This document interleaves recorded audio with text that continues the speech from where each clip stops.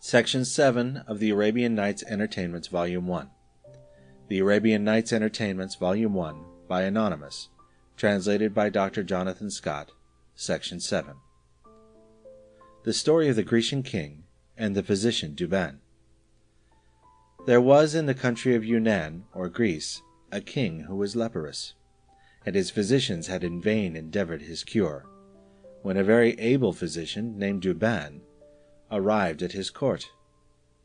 This physician had learnt the theory of his profession in Greek, Persian, Turkish, Arabic, Latin, Syriac, and Hebrew books. He was an experienced natural philosopher, and fully understood the good and bad qualities of plants and drugs. As soon as he was informed of the king's distemper, and understood that his physicians had given him over, he found means to present himself before him. "I know," said he, after the usual ceremonials, "that your Majesty's physicians have not been able to heal you of the leprosy. But if you will accept my service, I will engage to cure you without potions or external applications." The king listened to what he said and answered, "If you be able to perform what you promise, I will enrich you and your posterity. Do you assure me that you will cure my leprosy without potion or applying any external medicine?" "Yes, sire," replied the physician. "I promise myself success, through God's assistance, and tomorrow, with your Majesty's permission, I will make the trial." The physician returned to his quarters, made a hollow mace, and at the handle he put in his drugs. He also made a ball in such a manner as suited his purpose, with which next morning he presented himself before the king, and falling down at his feet, kissed the ground. The physician Douban rose up, and after a profound reverence, said to the king he judged it meet that his Majesty should take horse, and go to the place where he used to play at the mall. The king did so, and when he arrived there, the physician came to him with the mace, and said, "Exercise yourself with this mace, and strike the ball until you find your hands and body perspire. When the medicine I have put up in the handle of the mace is heated with your hand, it will penetrate your whole body. And as soon as you perspire, you may leave off the exercise, for then the medicine will have had its effect. Immediately on your return to your palace, go into the bath, and cause yourself to be well washed and rubbed. Then retire to bed, and when you rise tomorrow, you will find yourself cured." The king took the mace and struck the ball, which was returned by his officers who played with him. He played so long that his hands and his whole body were in a sweat, and then the medicine shut up in the handle of the mace had its operation, as the physician had said. Upon this the king left off play, returned to his palace, entered the bath, and observed very exactly his physician had prescribed to him. The next morning when he arose, he perceived with equal wonder and joy that his leprosy was cured, and his body as clean as if it had never been affected. As soon as he was dressed, he came into the hall of audience, where he ascended his throne and showed himself to his courtiers, who, eager to know the success of the new medicine, came thither betimes, and when they saw the king perfectly cured, expressed great joy. The physician Douban, entering the hall, bowed himself before the throne, with his face to the ground. The king, perceiving him, made him sit down by his side, and presented him to the assembly, and gave him all the commendation he deserved. His Majesty did not stop there, but as he treated all his court that day, made him eat at his table alone with him. The Grecian king was not satisfied with having admitted the physician Douban to his table, but caused him to be clad in a rich robe, ordered him 2,000 pieces of gold, and thinking he could never sufficiently acknowledge his obligations to him, continued every day to load him with new favors. But this king had a vizier, who was avaricious, envious, and naturally capable of every kind of mischief. He could not behold without envy the presents that were given to the physician, whose other merits had already begun to make him jealous, and therefore resolved to lessen him in the king's esteem. To effect this, he went to the king, and told him in private that he had some information of the greatest consequence to communicate, The king having asked what it was, "Sire," said he, "it is highly dangerous for a monarch to confide in a man whose fidelity he has never tried. Though you heap favors upon the physician Douban, your majesty does not know that he is a traitor, sent by your enemies to take away your life." "From whom," demanded the king, "have you the suggestion which you dare pronounce? Consider to whom you are speaking, and that you are advancing what I shall not easily believe." "Sire," replied the vizier, "I am well informed of what I have had the honor to reveal to your majesty. Therefore do not rest in dangerous security. If your majesty be asleep, be pleased to awake, for I once more repeat that the physician Douban left his native country, and came to settle himself at your court, for the sole purpose of executing the horrible design which I have intimated." "No, no, vizier," interrupted the king. "I am certain that this physician, whom you suspect to be a villain and a traitor, is one of the best and most virtuous of men. You know by what medicine, or rather by what miracle, he cured me of my leprosy. If he had had a design upon my life, why did he save me then? He needed only to have left me to my disease. I could not have escaped it, as life was fast decaying. Forbear then to fill me with unjust suspicions. Instead of listening to you, I tell you that from this day forward I will give that great man a pension of 1,000 pieces of gold per month for his life. Nay, though I were to share with him all my riches and dominions, I should never pay him sufficiently for what he has done. I perceive it to be his virtue that raises your envy, but do not think I will be unjustly prejudiced against him. I remember too well what a vizier said to King Sindbad, his master, to prevent his putting to death the prince, his son." What the Grecian king said about King Sindbad raised the vizier's curiosity, who said, "I pray your majesty to pardon me, if I have the boldness to ask what the vizier of King Sindbad said to his master to divert him from putting the prince, his son, to death." The Grecian king had the condescension to satisfy him. "That vizier," said he, "after having represented to King Sindbad that he ought to beware, lest on the accusation of a mother-in-law he should commit an action of which he might afterwards repent, told him this story." End of Section 7. Section 8 of the Arabian Nights Entertainment, Volume 1. The Arabian Nights Entertainments, Volume 1, by Anonymous, translated by Dr. Jonathan Scott. Section 8. The Story of the Husband and the Parrot. A certain man had a beautiful wife, whom he loved so dearly that he could scarcely allow her to be out of his sight. One day, some urgent affairs obliging him to go from home, he went to a place where all sorts of birds were sold, and bought a parrot, which not only spoke well, but could also give an account of everything that was done in its presence. He brought it in a cage to his house, desired his wife to put it in his chamber, and to take care of it during his absence, and then departed. On his return, he questioned the parrot concerning what had passed while he was from home, and the bird told him such things as gave him occasion to upbraid his wife. She concluded some of her slaves had betrayed her, but all of them swore they had been faithful, and agreed that the parrot must have been the telltale. Upon this, the wife began to devise how she might remove her husband's jealousy, and at the same time revenge herself on the parrot. Her husband being gone another journey, she commanded a slave in the night time to turn a hand-mill under the parrot's cage. She ordered another to sprinkle water, in resemblance of rain, over the cage, and a third to move a looking-glass backward and forward against a candle, before the parrot. The slaves spent a great part of the night in doing what their mistress desired them, and acquitted themselves with much skill.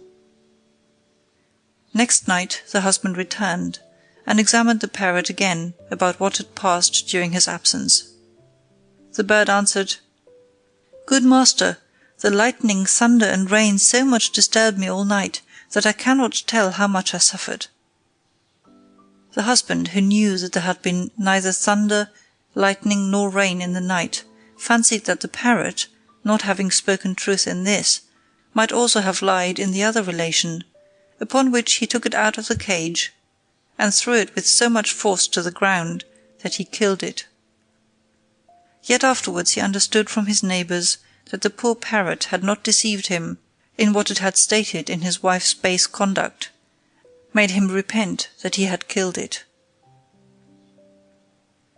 When the Grecian king had finished the story of the parrot, he added, "And you, vizier, because of the hatred you bear to the physician Douban, who never did you any injury, you would have cut him off, but I will beware lest I should repent as the husband did after killing his parrot." The mischievous vizier was too desirous of effecting the ruin of the physician Douban to stop here. "Sir," said he, "the death of the parrot was but a trifle, and I believe his master did not mourn for him long. But why should your fear of wronging an innocent man hinder your putting this physician to death? Is it not sufficient justification that he is accused of a design against your life? When the business in question is to secure the life of a king, bare suspicion ought to pass for certainty, and it is better to sacrifice the innocent than to spare the guilty. But, sir, this is not a doubtful case. The physician Douban has certainly a mind to assassinate you. It is not envy which makes me his enemy, it is only my zeal, with my concern I have for preserving your majesty's life, that makes me give you my advice in a matter of this importance. If the accusation be false, I deserve to be punished in the same manner as the vizier formerly was." "What had the vizier done," demands the Grecian king, "to deserve punishment?" "I will inform your majesty," said the vizier, "if you will be pleased to hear me." End of section 8. The Story of the Husband and the Parrot. Section 9 of The Arabian Nights Entertainments, Volume 1. The Arabian Nights Entertainments, Volume 1, by Anonymous, translated by Dr. Jonathan Scott. Section 9. The Story of the Vizier That Was Punished. There was a king who had a son that loved hunting. He allowed him to pursue that diversion often, but gave orders to his grand vizier always to attend him. One hunting day, the huntsman having roused a deer, the prince, who thought the vizier followed him, pursued the game so far, and with so much earnestness, that he separated himself from the company. Perceiving he had lost his way, he stopped, and endeavoured to return to the vizier, but not knowing the country, he wandered farther. Whilst he was thus riding about, he met on his way a handsome lady, who wept bitterly. He stopped his horse, and inquired who she was, how she came to be alone in that place, and what she wanted. "I am," replied she, "the daughter of an Indian king. As I was taking the air on horseback in the country, I grew sleepy, and fell from my horse, who is run away, and I know not what is become of him." The young prince, taking compassion on her, requested her to get up behind him, which she willingly did. As they were passing by the ruins of a house, the lady expressed a desire to alight. The prince stopped, and having put her down, dismounted himself, and went near the building, leading his horse after him. But you may judge how much he was surprised when he heard the pretended lady utter these words, "Be glad, my children, I bring you a young man for your repast," and other voices which answered immediately, "Where is he? For we are very hungry." The prince heard enough to convince him of his danger. He perceived that the lady, who called herself the daughter of an Indian king, was one of those savage demons called ghouls, who live in desolated places, and employ 1,000 wiles to surprise passengers, whom they afterwards devour. The prince instantly remounted his horse, and luckily escaped. The pretended princess appeared that very moment, and perceiving she had missed her prey, exclaimed, "Fear nothing, prince. Who are you? Whom do you seek?" I have lost my way, replied he, and am endeavoring to find it. If you have lost your way, said she, recommend yourself to God. He will deliver you out of your perplexity. After the counterfeit Indian princess had bidden the young prince recommend himself to God, he could not believe she spoke sincerely, but thought herself sure of him, and therefore lifting up his hands to heaven, said, Almighty Lord, cast thine eyes upon me, and deliver me from this enemy. After this prayer, the ghoul entered the ruins again, and the prince rode off with all possible haste. He happily found his way, and arrived safe at the court of his father, to whom he gave a particular account of the danger he had been in through the vizier's neglect, upon which the king, being incensed against that minister, ordered him to be immediately strangled. Sir, continued the Grecian king's vizier, to return to the physician Douban, if you do not take care, the confidence you put in him will be fatal to you. I am very well assured that he is a spy sent by your enemies to attempt your majesty's life. He has cured you, you will say, but alas, who can assure you of that? He has perhaps cured you only in appearance, and not radically. Who knows but the medicine he has given you may, in time, have pernicious effects? The Grecian king was not able to discover the wicked design of his vizier, nor had he firmness enough to persist in his first opinion. This discourse staggered him. Vizier, said he, thou art in the right. He may be come on purpose to take away my life, which he may easily do by the smell of his drugs. When the vizier found the king in such a temper as he wished, Sir, said he, the surest and speediest method you can take to secure your life is to send immediately for the physician Douban and order his head to be struck off. In truth, said the king, I believe that is the way we must take to frustrate his design. When he had spoken thus, he called for one of his officers, and ordered him to go for the physician, who, knowing nothing of the king's purpose, came to the palace in haste. Knowest thou, said the king when he saw him, why I sent for thee? No, sir, answered he. I wait till your majesty be pleased to inform me. I sent for thee, replied the king, to rid myself of thee by taking away thy life. No man can express the surprise of the physician when he heard the sentence of death pronounced against him. Sir, said he, why would your majesty take my life? What crime have I committed? I am informed, replied the king, that you came to my court only to attempt my life, but to prevent you I will be sure of yours. Give the blow, said he to the executioner who was present, and deliver me from a perfidious wretch who came hither on purpose to assassinate me. When the physician heard this cruel order, he readily judged that the honors and presents he had received from the king had procured him enemies, and that the weak prince was imposed on. He repented that he had cured him of his leprosy, but it was now too late. Is it thus, asked the physician, that you reward me for curing you? The king would not hearken to him, but a second time ordered the executioner to strike the fatal blow. The physician then had recourse to his prayers. Alas, sir, cried he, prolong my days, and God will prolong yours. Do not put me to death, lest God treat you in the same manner. The fisherman broke off his discourse here, to apply it to the genie. Well, Genie, said he, you see that what passed betwixt the Grecian king and his physician Douban is acted just now by us. The Grecian king, continued he, instead of having regard to the prayers of the physician, who begged him to spare his life, cruelly replied, No, no, I must of necessity cut you off, otherwise you may assassinate with as much art as you cured me. The physician, without bewailing himself for being so ill rewarded by the king, prepared for death. The executioner tied his hands and was going to draw his scimitar. The courtiers who were present, being moved with compassion, begged the king to pardon him, assuring his majesty that he was not guilty of the crime laid to his charge, and that they would answer for his innocence, but the king was inflexible.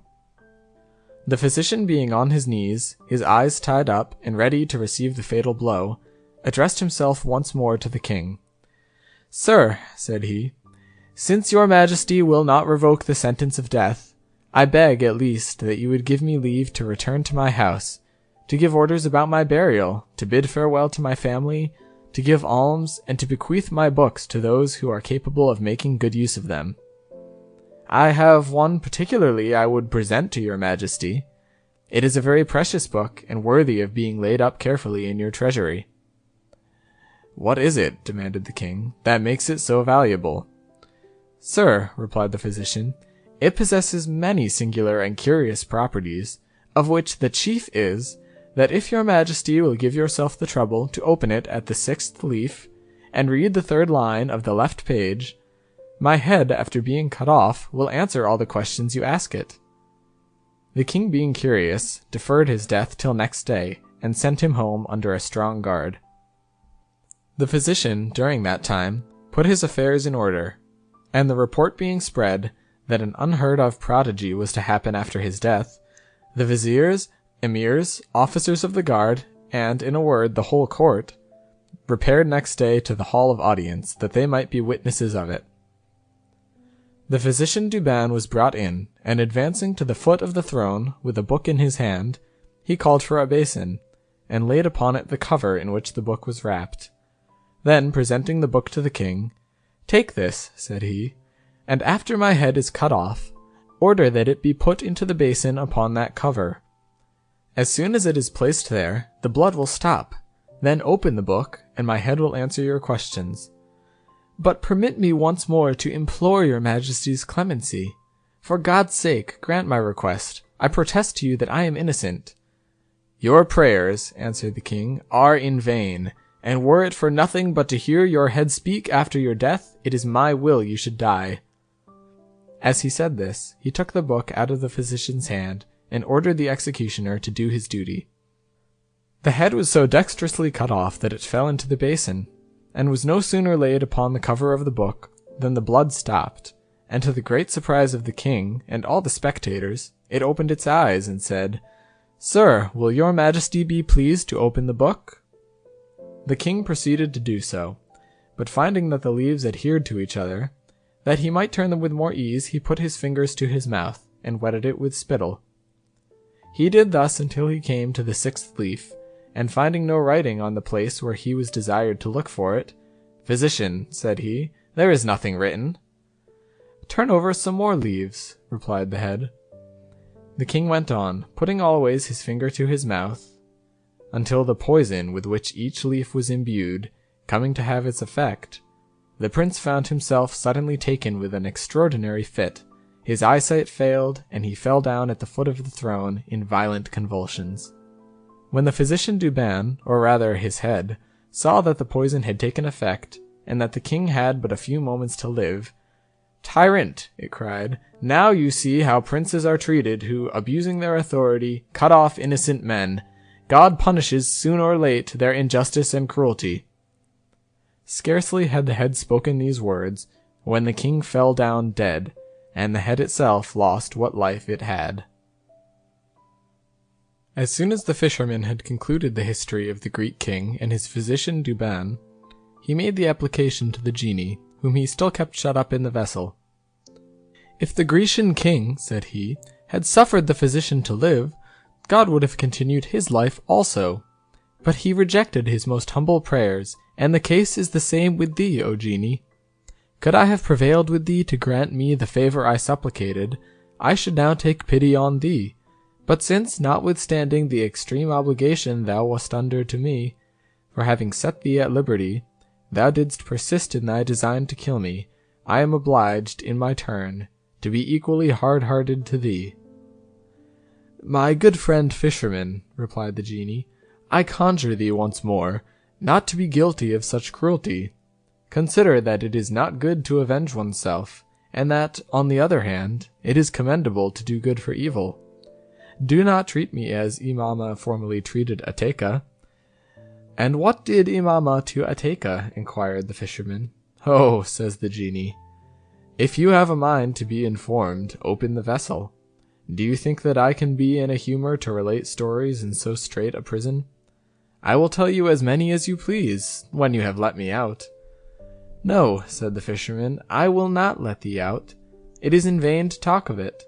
I am just going to throw thee into the bottom of the sea." "Hear me one word more," cried the genie. "I promise to do thee no hurt, nay, far from that. I will show thee a way to become exceedingly rich." The hope of delivering himself from poverty prevailed with the fisherman. "I could listen to thee," said he, "were there any credit to be given to thy word. Swear to me by the great name of God that you will faithfully perform what you promise, and I will open the vessel. I do not believe you will dare to break such an oath." The genie swore to him, upon which the fisherman immediately took off the covering of the vessel. At that instant the smoke ascended, and the genie having resumed his form, the first thing he did was to kick the vessel into the sea. This action alarmed the fisherman. "Genie," said he, "will not you keep the oath you just now made? And must I say to you, as the physician Douban said to the Grecian king, 'Suffer me to live, and God will prolong your days'?" The genie laughed at the fisherman's fear, and answered, "No, fisherman, be not afraid. I only did it to divert myself, and to see if thou wouldst be alarmed at it. But to convince thee that I am in earnest, take thy nets and follow me." As he spoke these words, he walked before the fisherman, who, having taken up his nets, followed him, but with some distrust. They passed by the town and came to the top of a mountain, from whence they descended into a vast plain, which brought them to a lake that lay betwixt 4 hills. When they reached the side of the lake, the genie said to the fisherman, "Cast in thy nets and catch fish." The fisherman did not doubt of taking some, because he saw a great number in the water, but he was extremely surprised when he found they were of 4 colors, that is to say, white, red, blue, and yellow. He threw in his nets, and brought out one of each color. Having never seen the like before, he could not but admire them, and judging that he might get a considerable sum for them, he was very joyful. "Carry those fish," said the genie to him, "and present them to thy sultan. He will give thee more money for them. Thou mayest come every day to fish in this lake, but I give thee warning not to throw in thy nets above once a day, otherwise thou wilt repent." Having spoken thus, he struck his foot upon the ground, which opened, and after it had swallowed him up, closed again. The fisherman, being resolved to follow the genie's advice, forbore casting in his nets a second time, and returned to the town very well satisfied, and making 1,000 reflections upon his adventure. He went immediately to the Sultan's palace to offer his fish. The Sultan was much surprised when he saw the 4 fish which the fisherman presented. He took them up one after another, and viewed them with attention, and after having admired them a long time, "Take those fish," said he to his vizier, "and carry them to the cook, whom the Emperor of the Greeks has sent me. I cannot imagine but that they must be as good as they are beautiful." The vizier carried them as he was directed, and delivering them to the cook, said, "Here are 4 fish just brought to the Sultan. He orders you to dress them." He then returned to the Sultan his master, who ordered him to give the fisherman 400 pieces of gold of the coin of that country, which he did accordingly. The fisherman, who had never seen so much money, could scarcely believe his good fortune, but thought the whole must be a dream, until he found it otherwise, by being able to provide necessaries for his family with the produce of his fish. As soon as the Sultan's cook had gutted the fish, she put them upon the fire in a frying pan, with oil, and when she thought them fried enough on one side, she turned them upon the other, but, oh monstrous prodigy! Scarcely were they turned, when the wall of the kitchen divided, and a young lady of wonderful beauty entered from the opening. She was clad in flowered satin, after the Egyptian manner, with pendants in her ears, a necklace of large pearls, and bracelets of gold set with rubies, with a rod in her hand. She moved towards the frying pan, to the great amazement of the cook, who continued fixed by the sight, and striking one of the fish with the end of the rod, said, "Fish, fish, are you in duty?" The fish having answered nothing, she repeated these words, and then the 4 fish lifted up their heads and replied, "Yes, yes, if you reckon, we reckon. If you pay your debts, we pay ours. If you fly, we overcome, and are content." As soon as they had finished these words, the lady overturned the frying pan, and returned into the open part of the wall, which closed immediately and became as it was before. The cook was greatly frightened at what had happened, and coming a little to herself, went to take up the fish that had fallen on the hearth, but found them blacker than coal, and not fit to be carried to the Sultan. This grievously troubled her, and she fell to weeping most bitterly. "Alas," said she, "what will become of me? If I tell the Sultan what I have seen, I am sure he will not believe me, but will be enraged against me." While she was thus bewailing herself, the Grand Vizier entered, and asked her if the fish were ready. She told him all that had occurred, which we may easily imagine astonished him, but without speaking a word of it to the Sultan, he invented an excuse that satisfied him, and sending immediately for the fisherman, bid him bring 4 more such fish, for a misfortune had befallen the others, so that they were not fit to be carried to the Sultan. The fisherman, without saying anything of what the genie had told him, in order to excuse himself from bringing them that day, told the vizier he had a great way to go for them, but would certainly bring them on the morrow. Accordingly, the fisherman went away by night, and coming to the lake, threw in his nets betimes next morning, took 4 fish like the former, and brought them to the vizier at the hour appointed. The minister took them himself, carried them to the kitchen, and shutting himself up with the cook, she gutted them, and put them on the fire, as she had done the 4 others the day before. When they were fried on one side, and she had turned them upon the other, the kitchen wall again opened, and the same lady came in with the rod in her hand, struck one of the fish, spoke to it as before, and all 4 gave her the same answer. After the 4 fish had answered the young lady, she overturned the frying pan with her rod, and retired into the wall. The Grand Vizier, being witness to what had passed, "This is too wonderful and extraordinary," said he, "to be concealed from the Sultan. I will inform him of this prodigy." The Sultan, being much surprised, sent immediately for the fisherman, and said to him, "Friend, cannot you bring me 4 more such fish?" The fisherman replied, "If your majesty will be pleased to allow me 3 days, I will do it." Having obtained his time, he went to the lake immediately, and at the first throwing in of his net he caught 4 fish, and brought them directly to the Sultan, who was so much the more rejoiced as he did not expect them so soon, and ordered him 400 pieces of gold. As soon as the Sultan had the fish, he ordered them to be carried into his closet, with all that was necessary for frying them, and having shut himself up with the vizier, the minister gutted them, put them into the pan, and when they were fried on one side, turned them upon the other. Then the wall of the closet opened, but instead of the young lady there came out a black, in the habit of a slave, and of a gigantic stature, with a great green staff in his hand. He advanced towards the pan, and touching one of the fish with his staff, said with a terrible voice, "Fish, are you in your duty?" At these words the fish raised up their heads and answered, "Yes, yes, we are. If you reckon, we reckon.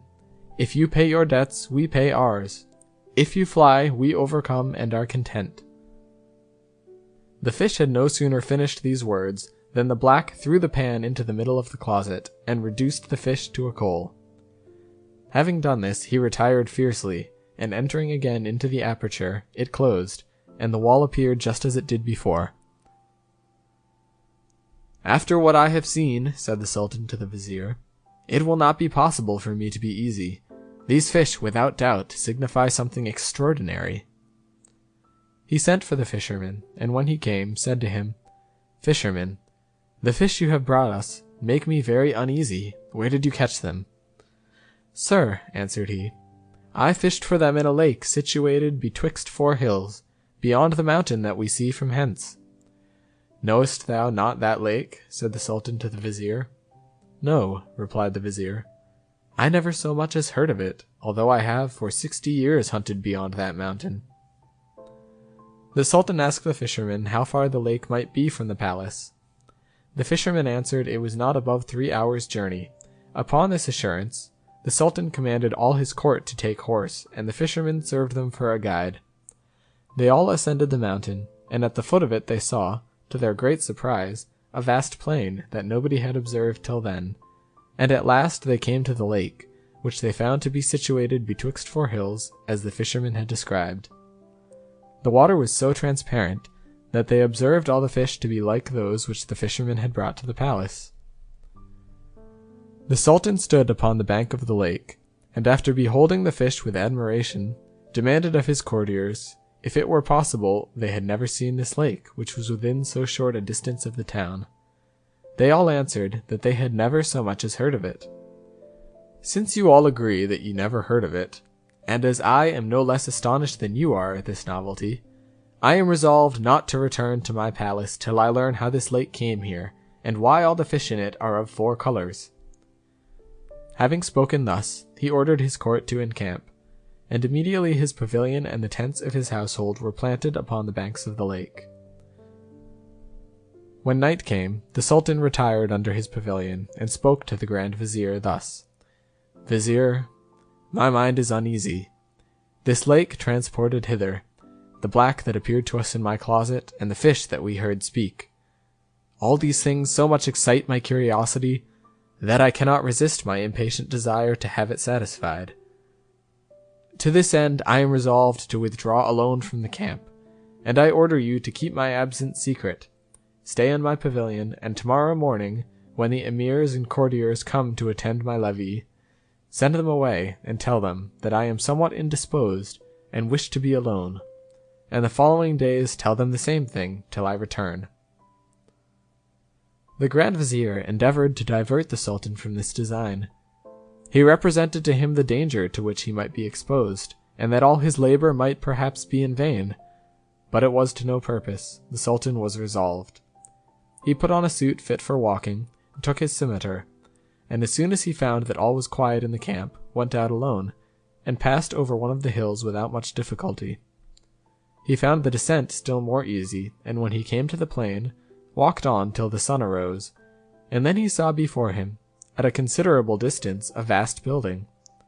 He rejoiced at the sight, in hopes of receiving there the information he sought.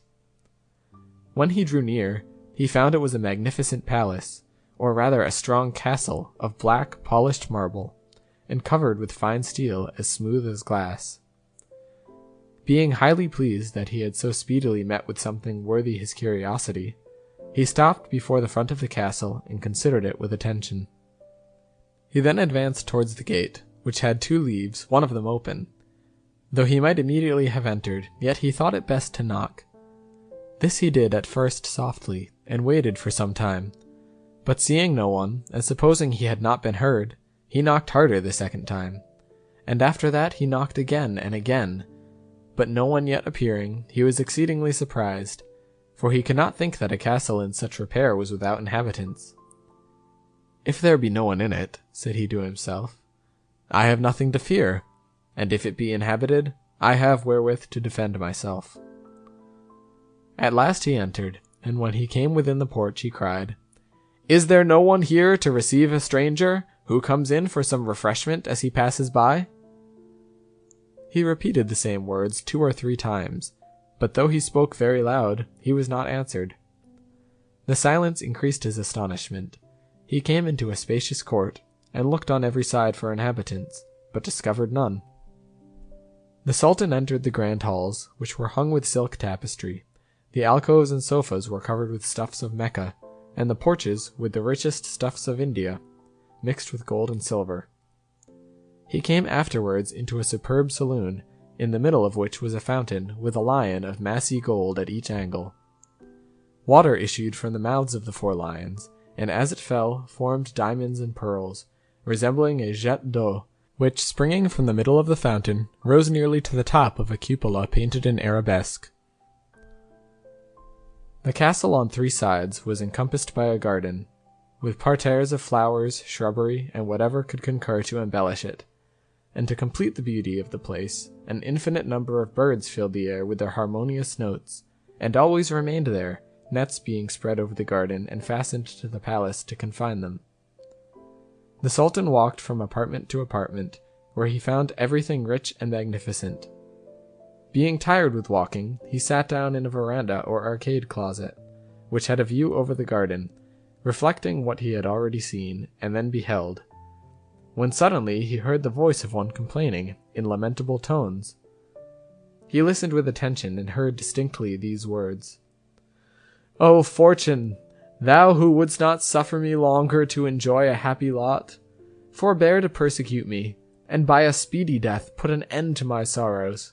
Alas, is it possible that I am still alive, after so many torments as I have suffered? The Sultan rose up, advanced towards the place whence he heard the voice, and coming to the door of a great hall, opened it, and saw a handsome young man, richly habited, seated upon a throne raised a little above the ground. Melancholy was painted on his countenance. The Sultan drew near and saluted him. The young man returned his salutation by an inclination of his head, not being able to rise, at the same time saying, "My lord, I should rise to receive you, but am hindered by sad necessity, and therefore hope you will not be offended." "My lord," replied the Sultan, "I am much obliged to you for having so good an opinion of me. As to the reason of your not rising, whatever your apology be, I heartily accept it. Being drawn hither by your complaints, and afflicted by your grief, I come to offer you my help. Would to God that it lay in my power to ease you of your trouble. I would do my utmost to effect it. I flatter myself that you will relate to me the history of your misfortunes, but inform me first of the meaning of the lake near the palace, where the fish are of 4 colors, whose this castle is, how you came to be here, and why you are alone." Instead of answering these questions, the young man began to weep bitterly. "How inconstant is fortune!" cried he. "She takes pleasure to pull down those she has raised. Where are they who enjoy quietly the happiness which they hold of her, and whose day is always clear and serene?" The Sultan, moved with compassion to see him in such a condition, prayed him to relate the cause of his excessive grief. "Alas, my lord," replied the young man, "how is it possible but I should grieve, and my eyes be inexhaustible fountains of tears?"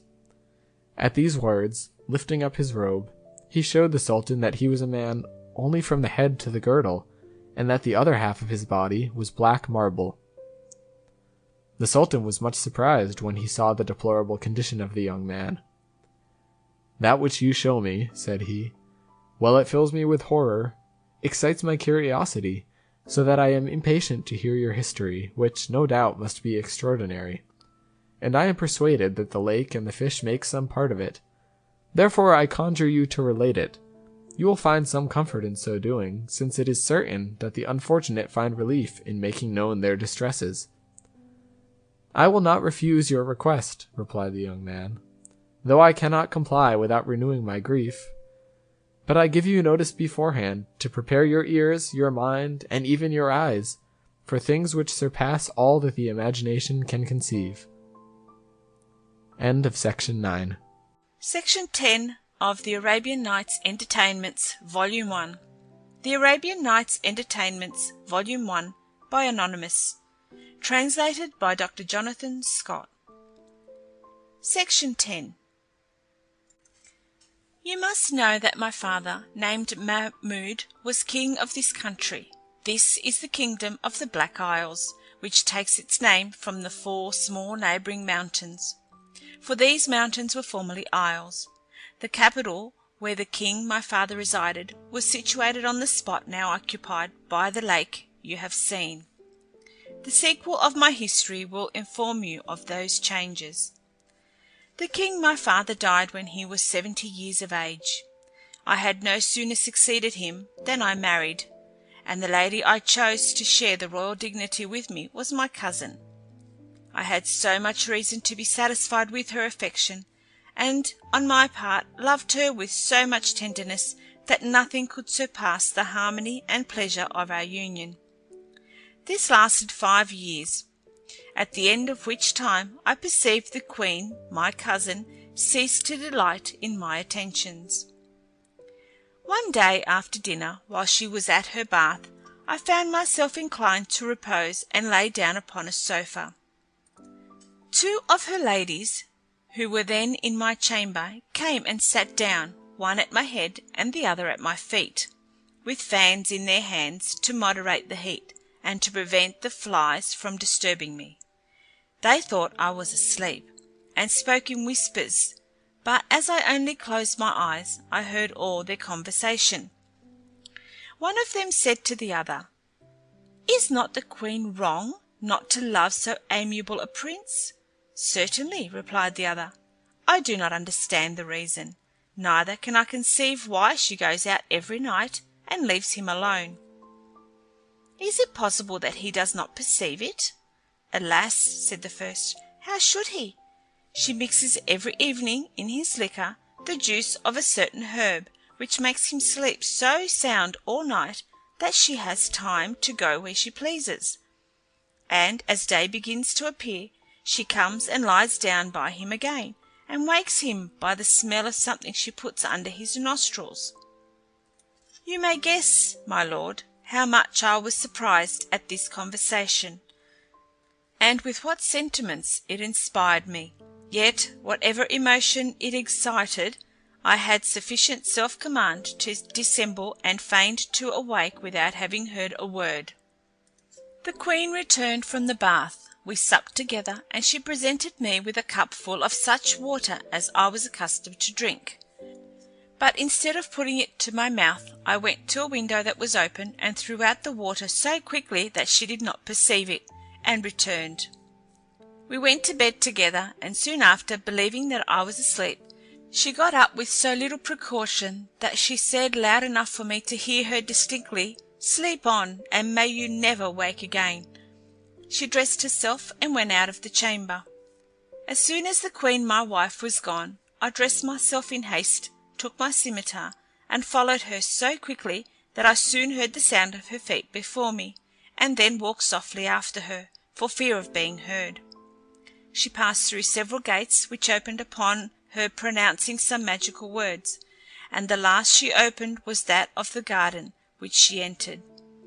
I stopped at this gate, that she might not perceive me, as she passed along a parterre. Then, looking after her as far as the darkness of the night permitted, I saw her enter a little wood, whose walks were guarded by thick palisadoes. I went thither by another way, and concealing myself behind the palisadoes of a long walk, I saw her walking there with a man. I did not fail to lend the most attentive ear to their discourse, and heard her address herself thus to her gallant: "I do not deserve to be reproached by you for want of diligence. You well know the reason, but if all the proofs of affection I have already given you be not sufficient to convince you of my sincerity, I am ready to give you others more decisive. You need but command me. You know my power. I will, if you desire it, before the sun rise, convert this great city and this superb palace into frightful ruins, inhabited only by wolves, owls, and ravens. If you would have me transport all the stones of those walls so solidly built beyond Mount Caucasus, or the bounds of the habitable world, speak but the word, and all shall be changed." As the queen finished these words, she and her lover came to the end of the walk, turned to enter another, and passed before me. I had already drawn my scimitar, and her lover being next to me, I struck him on the neck, and brought him to the ground. I concluded I had killed him, and therefore retired speedily without making myself known to the queen, whom I chose to spare, because she was my kinswoman.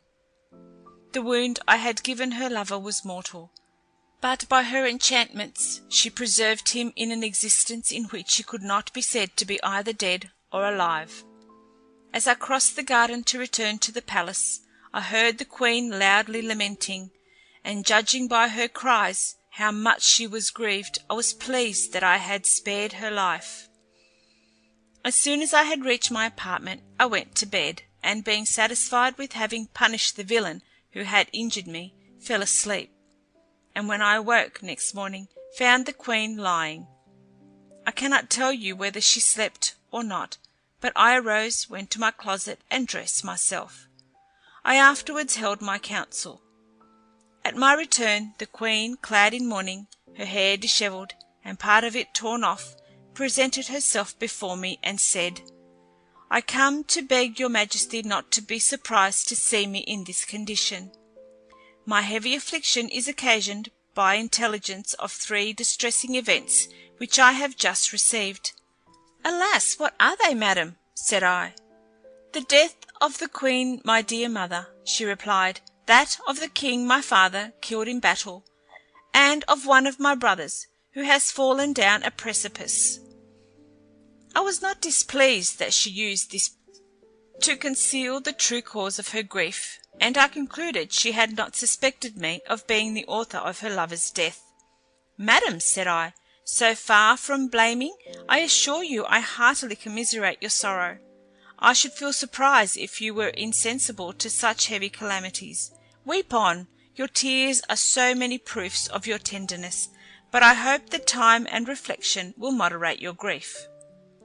She retired into her apartment, where, giving herself wholly up to sorrow, she spent a whole year in mourning and lamentation.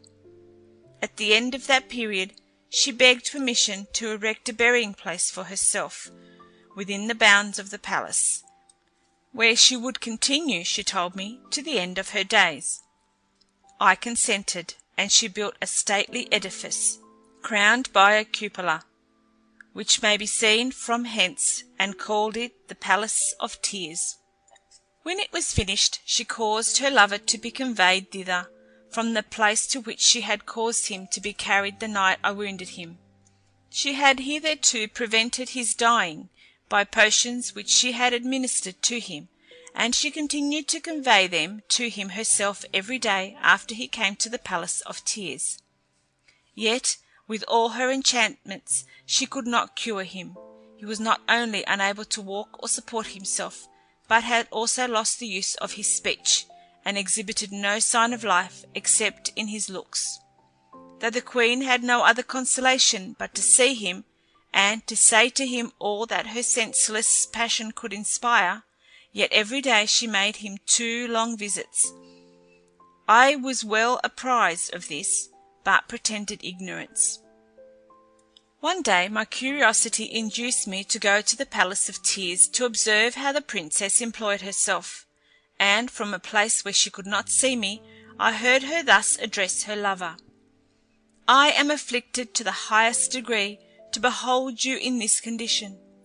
I am as sensible as yourself of the tormenting pain you endure, but, dear soul, I am continually speaking to you, and you do not answer me. How long will you remain silent? Speak only one word. Alas, the sweetest moments of my life are these I spend here in partaking of your grief. I cannot live at a distance from you, and would prefer the pleasure of having you always before me to the empire of the universe." At these words, which were several times interrupted by her sighs and sobs, I lost all patience, and, discovering myself, came up to her and said, "Madam, you have wept enough.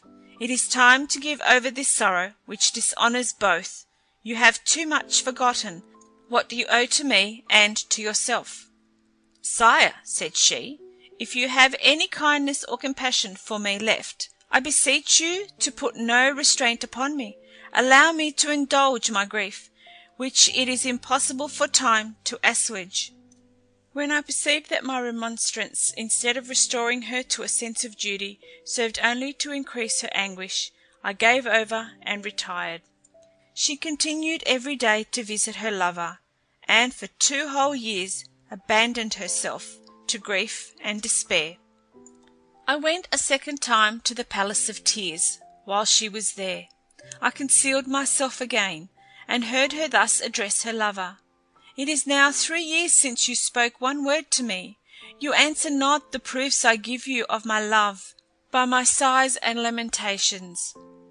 Is it from insensibility or contempt? O tomb, hast thou destroyed that excess of affection which he bare me? Hast thou closed those eyes that evinced so much love, and were all my delight? No, no, this I cannot think.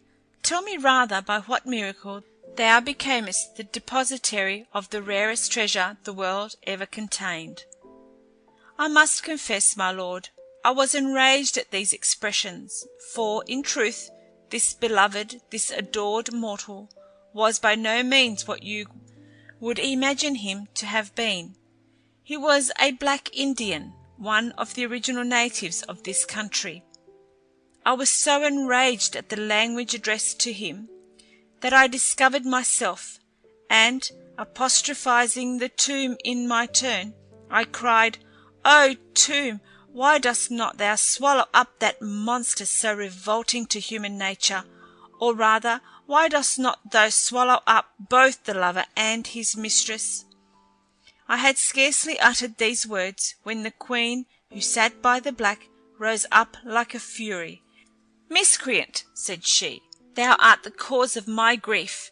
Do not think I am ignorant of this. I have dissembled too long. It was thy barbarous hand that brought the objects of my fondness into this lamentable condition, and thou hast the cruelty to come and insult a despairing lover. Yes," said I in a rage, "it was I that chastised that monster according to his desert. I ought to have treated thee in the same manner. I now repent that I did not. Thou hast too long abused my goodness." As I spoke these words, I drew out my scimitar, and lifted up my hand to punish her. But regarding me steadfastly, she said with a jeering smile, "Moderate thy anger." At the same time she pronounced words I did not understand, and afterwards added, "By virtue of my enchantments, I command thee to become half marble and half man." Immediately, my lord, I became what you see, a dead man among the living, and a living man among the dead. After the cruel sorceress, unworthy of the name of queen, had metamorphosed me thus, and brought me into this hall, by another enchantment she destroyed my capital, which was very flourishing and populous, and annihilated the houses, the public places, and markets, and reduced the sight of the whole to the lake and desert plain you have seen. The fishes of 4 colours in the lake are the 4 kinds of inhabitants of different religions which the city contained. The white are the Mussulmans, the red the Persians who worship fire, the blue the Christians, and the yellow the Jews. The 4 little hills were the 4 islands that gave name to this kingdom. I learned all this from the enchantress, who, to add to my affliction, related to me these effects of her rage. But this is not all. Her revenge not being satisfied with the destruction of my dominions and the metamorphosis of my person, she comes every day and gives me over my naked shoulders 100 lashes with the whip, until I am covered with blood. When she has finished this part of my punishment, she throws over me a coarse stuff of goat's hair, and over that this robe of brocade, not to honour, but to mock me. When he came to this part of the narrative, the young king could not restrain his tears, and the Sultan was himself so affected by the relation that he could not find utterance for any words of consolation. Shortly after, the young king, lifting up his eyes to heaven, exclaimed, "Mighty Creator of all things, I submit myself to thy judgments, and to the decrees of thy providence. I endure my calamities with patience, since it is thy will things should be as they are. But I hope thy infinite goodness will ultimately reward me." The Sultan, greatly moved by the recital of this affecting story, and anxious to avenge the sufferings of the unfortunate prince, said to him, "Inform me whither this perfidious sorceress retires, and where may be found her vile paramour, who is entombed before his death." "My lord," replied the prince, "her lover, as I have already told you, is lodged in the Palace of Tears, in a superb tomb constructed in the form of a dome. This palace joins the castle on the side in which the gate is placed. As to the queen, I cannot tell you precisely whither she retires, but every day at sunrise she goes to visit her paramour, after having executed her bloody vengeance upon me, and you see I am not in a condition to defend myself. She carries to him the potion with which she has hitherto prevented his dying, and always complains of his never having spoken to her since he was wounded." "Prince," said the Sultan, "your condition can never be sufficiently deplored. No one can be more sensibly affected by your misfortunes than I am, Never did anything so extraordinary befall any man, and those who write your history will have the advantage of relating what surpasses all that has hitherto been recorded. One thing only is wanting, the revenge to which you are entitled, and I will omit nothing in my power to effect it." In his subsequent conversation with the young prince, the Sultan told him who he was, and for what purpose he had entered the castle, and afterwards informed him of a mode of revenge which he had devised. They agreed upon the measures they were to take for accomplishing their design, and deferred the execution of it till the following day. In the meantime, the night being far spent, the Sultan took some rest, but the young prince passed the night as usual without sleep, having never slept since he was enchanted, still indulging some hopes of being speedily delivered from his misery. Next morning the Sultan arose with the dawn, and prepared to execute his design. Hiding his upper garment, which might encumber him, he then proceeded to the Palace of Tears.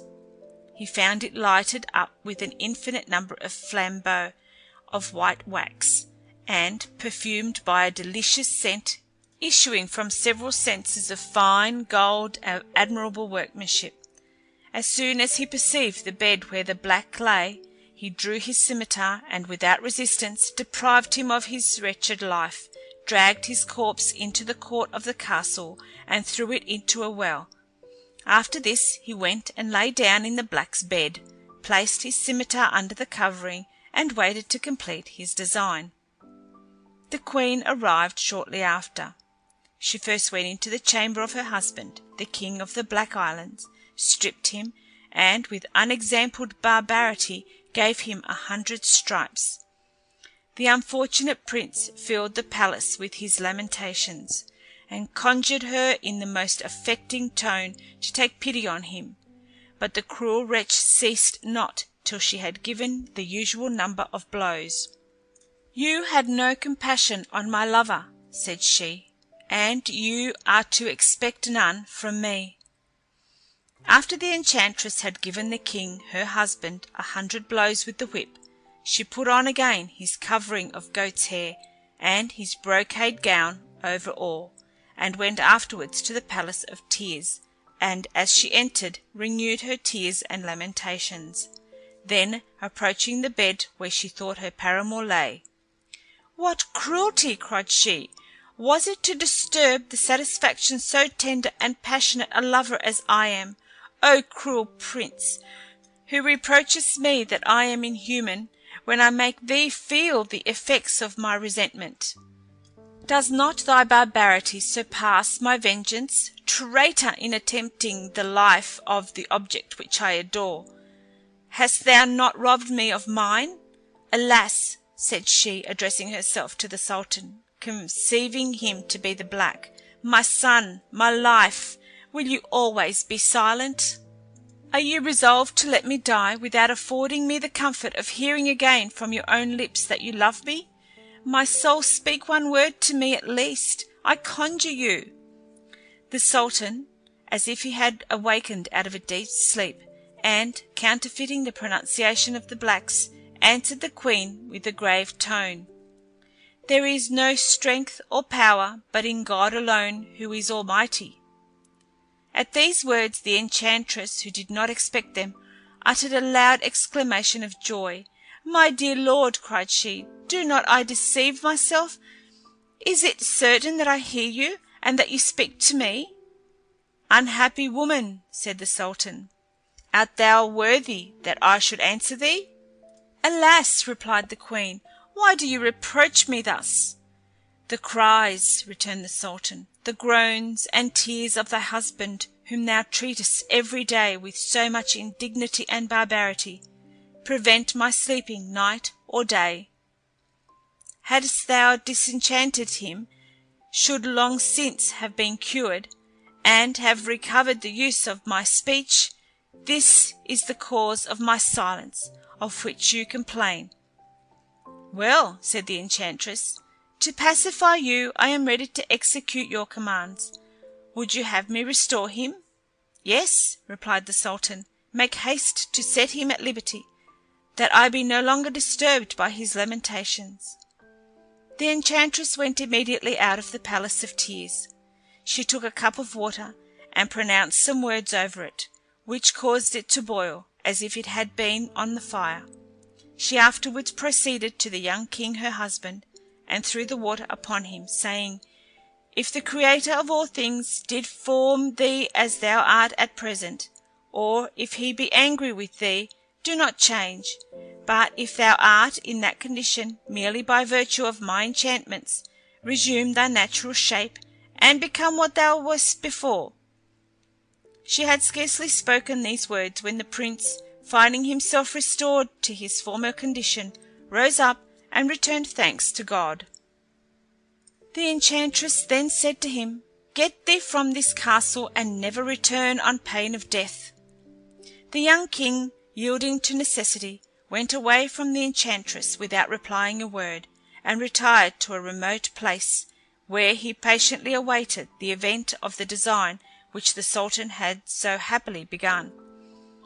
Meanwhile the enchantress returned to the Palace of Tears, and, supposing that she still spoke to the black, said, "Dear love, I have done what you required.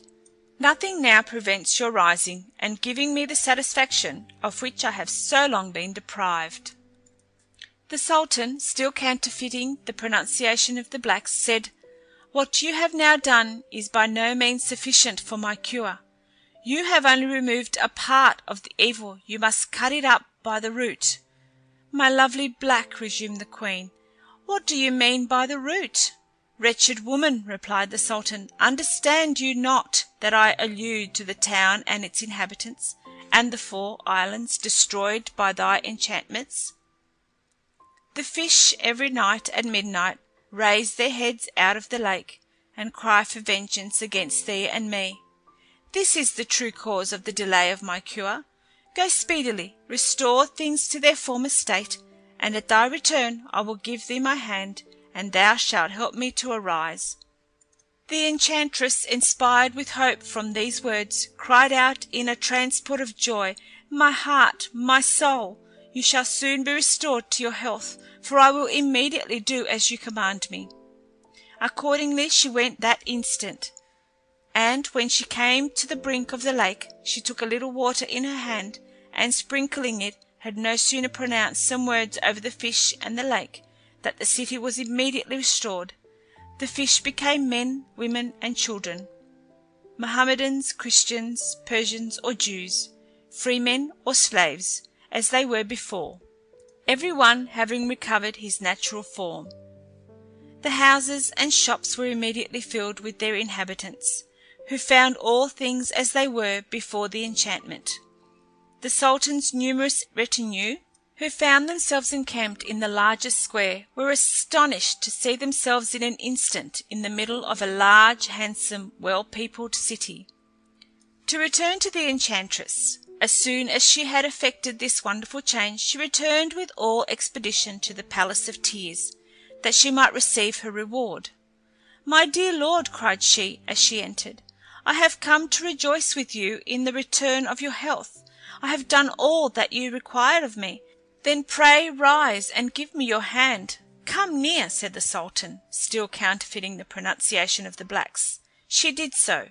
"You are not near enough," he continued. "Approach nearer." She obeyed. He then rose up, and seizing her by the arm so suddenly that she had not time to discover him, he with a blow of his scimitar cut her in two, so that one half fell one way and the other another. This done, he left the body on the spot, and going out of the Palace of Tears, went to seek the young king of the Black Isles, who waited for him with great impatience. When he found him, "Prince," said he, embracing him, "rejoice, you have now nothing to fear. Your cruel enemy is dead." The young prince returned thanks to the Sultan in a manner that sufficiently expressed the sincerity of his gratitude, and in return wished him long life and happiness. "You may henceforward," said the Sultan, "dwell peaceably in your capital, unless you will accompany me to mine, which is near. You shall there be welcome, and have as much honour and respect shown you as if you were in your own kingdom. potent monarch, to whom I am so much indebted," replied the king. "You think then that you are near your capital?" "Yes," said the Sultan. "I know it is not above 4 or 5 hours' journey." "It will take you a whole year to return," said the prince. "I do indeed believe that you came hither from your capital in the time you mention, because mine was enchanted, but since the enchantment is taken off, things are changed. However, this shall not prevent my following you. Were it to the utmost corners of the earth, you are my deliverer, and that I may give you proofs of my acknowledging this during my whole life, I am willing to accompany you and to leave my kingdom without regret." The Sultan was extremely surprised to understand that he was so far from his dominions, and could not imagine how it could be. But the young king of the Black Islands convinced him beyond a possibility of doubt that the Sultan replied, "It is no matter. The trouble of returning to my own country is sufficiently recompensed by the satisfaction of having obliged you, and by acquiring you for a son. For since you will do me the honour of accompanying me, as I have no child, I look upon you as such, and from this moment appoint you my heir and successor." The conversation between the Sultan and the King of the Black Islands concluded with most affectionate embraces, after which the young prince employed himself in making preparations for his journey, which were finished in 3 weeks, to the great regret of his court and subjects, who agreed to receive at his hands one of his nearest kindred for their monarch. At length the Sultan and the young prince began their journey, with 100 camels laden with inestimable riches from the treasury of the young king, followed by 50 handsome gentlemen on horseback, perfectly well mounted and dressed. They had a pleasant journey, and when the Sultan, who had sent couriers to give advice of his delay, and of the adventure which had occasioned it, approached his capital, the principal officers came to receive him, and to assure him that his long absence had occasioned no alteration in his empire. The inhabitants also came out in great crowds, receiving him with acclamations, and made public rejoicings for several days. The day after his arrival, the Sultan gave all his courtiers a very ample account of the circumstances which, contrary to his expectation, had detained him so long. He acquainted them with his having adopted the king of the 4 Black Islands, who was willing to leave a great kingdom to accompany and live with him, and in reward for their loyalty he made each of them presents according to their rank. As for the fisherman, as he was the first cause of the deliverance of the young prince, the Sultan gave him a plentiful fortune, which made him and his family happy the rest of their lives. End of Section 10. Section 11 of the Arabian Nights Entertainments, Volume 1. The Arabian Nights Entertainments, Volume 1, by Anonymous, translated by Dr. Jonathan Scott. Section 11. Story of the 3 calendars, sons of sultans, and of the 5 ladies of Baghdad. In the reign of Caliph Harun al-Rashid, there was at Baghdad a porter who, notwithstanding his mean and laborious business, was a fellow of wit and good humor. One morning, as he was at the place where he usually plied, with a great basket, waiting for employment, a handsome young lady covered with a great muslin veil accosted him and said with a pleasant air, "Hark you, porter, take your basket and follow me." The porter, charmed with these words pronounced in so agreeable a manner, took his basket immediately, set it on his head, and followed the lady, exclaiming, "O happy day, O day of good luck!" In a short time the lady stopped before a gate that was shut, and knocked.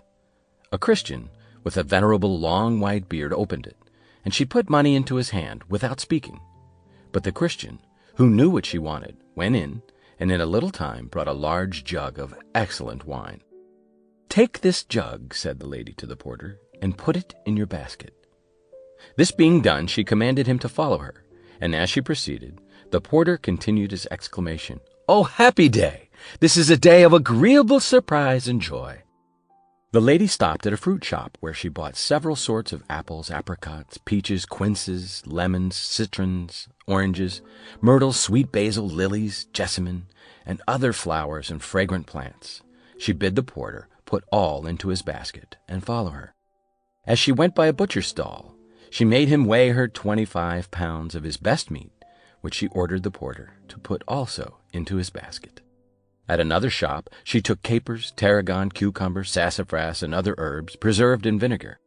At another she bought pistachios, walnuts, filberts, almonds, kernels of pineapples, and such other fruits, and at another all sorts of confectionery. When the porter had put all these things into his basket, and perceived that it grew full, "My good lady," said he, "you ought to have given me notice that you had so much provision to carry, and then I would have brought a horse, or rather a camel, for the purpose. For if you buy ever so little more, I shall not be able to bear it." The lady laughed at the fellow's pleasant humor and ordered him still to follow her.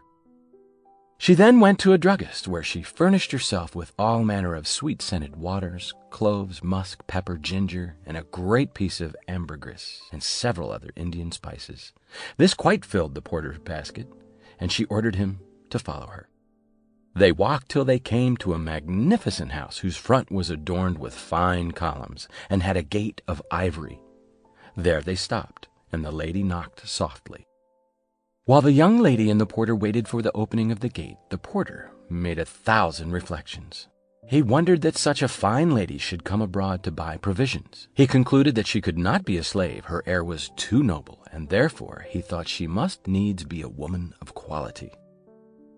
Just as he was about to ask her some questions upon this head, another lady came to open the gate, and appeared to him so beautiful that he was perfectly surprised, or rather so much struck with her charms, that he had nearly suffered his basket to fall, for he had never seen any beauty that equaled her.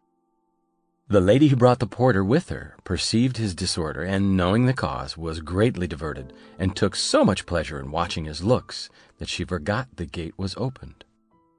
"Pray, sister," said the beautiful portress, "come in. What do you stay for? Do you not see this poor man so heavily laden that he is scarcely able to stand?"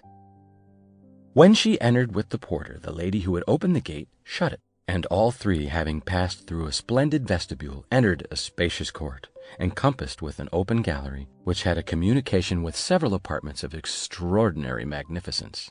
At the farther end of the court there was a platform richly furnished, with a throne of amber in the middle, supported by 4 columns of ebony, enriched with diamonds and pearls of an extraordinary size, and covered with red satin embroidered with Indian gold of admirable workmanship. In the middle of the court there was a fountain, faced with white marble, and full of clear water, which was copiously supplied out of the mouth of a lion of brass. The porter, though heavy laden, could not but admire the magnificence of this house, and the excellent order in which everything was placed. But what particularly captivated his attention was a third lady, who seemed to be more beautiful than the second, and was seated upon the throne just mentioned. She descended as soon as she saw the 2 others, and advanced towards them. He judged by the respect which the other ladies showed her that she was the chief, in which he was not mistaken. This lady was called Zobeide, she who opened the gate, Safie, and she who went to buy the provisions was named Amin. Zobeide said to the 2 ladies when she came to them, "Sisters, do you not see that this honest man is ready to sink under his burden? Why do you not ease him of it?" Then Amin and Safie took the basket, the one before and the other behind. Zobeide also assisted, and the 3 together set it on the ground, then emptied it, and when they had done, the beautiful Amin took out money and paid the porter liberally. The porter was well satisfied with the money he had received, but when he ought to have departed, he could not summon sufficient resolution for the purpose. He was chained to the spot by the pleasure of beholding 3 such beauties, who appeared to him equally charming, for Amin, having now laid aside her veil, proved to be as handsome as either of the others. What surprised him most was that he saw no man about the house, yet most of the provisions he had brought in, as the dry fruits and the several sorts of cakes and confections, were adapted chiefly for those who could drink and make merry. Zobeide thought at first that the porter stayed only to take breath, but perceiving that he remained too long, "What do you wait for?" she said. "Are you not sufficiently paid?" And turning to Amin, she continued, "Sister, give him something more, that he may depart satisfied." "Madam," replied the porter, "it is not that which detains me. I am already more than paid for my services. I am sensible that I act rudely in staying longer than I ought, but I hope you will see the goodness to pardon me when I tell you that I am astonished not to see a man with 3 ladies of such extraordinary beauty, and you know that a company of women without men is as melancholy as a company of men without women." To this he added several other pleasant things, to prove what he said, and did not forget the Baghdad proverb, that the table is not completely furnished, except there be 4 in company, and so concluded that since they were but 3, they wanted another. The ladies fell a-laughing at the porter's reasoning, after which Zobeide gravely addressed him. "Friend, you presume rather too much, and though you do not deserve that I should enter into any explanation with you, I have no objection to inform you that we are 3 sisters, who transact our affairs with so much secrecy that no one knows anything of them. We have but too much reason to be cautious of acquainting indiscreet persons with our counsel, and a good author that we have read says, 'Keep thy own secret, and do not reveal it to anyone. He that makes his secret known is no longer its master. If thy own breast cannot keep thy counsel, how canst thou expect the breast of another to be more faithful?'" "My ladies," replied the porter, "by your very air, I judged at first that you were persons of extraordinary merit, and I conceive that I am not mistaken. Though fortune has not given me wealth enough to raise me above my mean profession, yet I have not omitted to cultivate my mind as much as I could by reading books of science and history. And allow me, I beseech you, to say that I have also read in another author a maxim which I have always happily followed. We conceal our secret from such persons only as are known to all the world to want discretion, and would abuse our confidence, but we hesitate not to discover it to the prudent, because we know that with them it is safe. A secret in my keeping is as secure as if it were locked up in a cabinet, a key of which is lost, and the door sealed up." Zobeide, perceiving that the porter was not deficient in wit, but thinking he wished to share in their festivity, answered him smiling, "You know that we have been making preparations to regale ourselves, and that, as you have seen, at a considerable expense. It is not just that you should now partake of the entertainment without contributing to the cost." The beautiful Safie seconded her sister, and said to the porter, "Friend, have you never heard the common saying, 'If you bring something with you, you shall carry something away, but if you bring nothing, you shall depart empty'?"